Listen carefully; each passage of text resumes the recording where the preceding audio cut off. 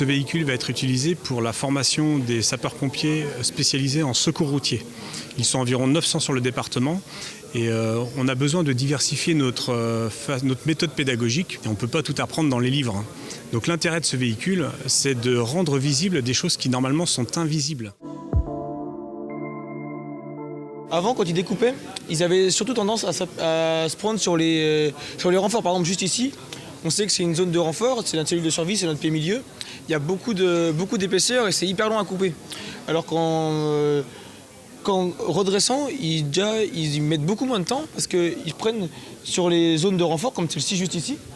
Comme ça, ils savent qu'ils peuvent redresser le véhicule ici sans crainte, ils savent que ça va forcément marcher. Donc là, après, juste ici, il y a des zones de renfort qui sont juste derrière notre tableau de bord. Par exemple, quand vous avez un choc frontal contre un véhicule ou contre un corps fixe ou un mur ou quoi que ce soit, bah, votre moteur il est choqué forcément et c'est ce qui va lui éviter que quand les pompiers vont arriver, le moteur soit sur vos genoux. En fait, c'est ce qui va préserver la santé des usagers du véhicule. On voit qu'il a développé des connaissances et des compétences bien au-delà de la simple mécanique.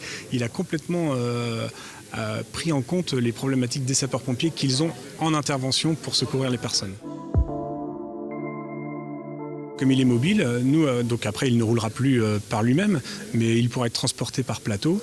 Et nos lieux de formation sont dispersés dans tous les centres de secours de Vendée, qui sont au nombre de 75, mais en réalité nous avons 19 centres de secours où il y a un véhicule de secours routier. Donc en fait ce véhicule va se déplacer dans les 19 centres de secours, lieux de formation, pour que chacun puisse bénéficier de cet atout pédagogique. Nous avons rencontré les élèves en leur expliquant nos besoins. À partir de là, ils nous ont demandé de rédiger un cahier des charges. Le véhicule nous a été confié fin d'année, 2022. Là, on s'est vraiment mis techniquement à travailler sur le véhicule premier trimestre. La première partie consistait essentiellement à la recherche documentaire, justement, et à une organisation. Mais il reste une très grosse partie sur les éléments pyrotechniques, sur les éléments de renfort extérieurs, notamment sur les ouvrants également, où il va y avoir vraiment des découpes de carrosserie pour visualiser tous ces éléments.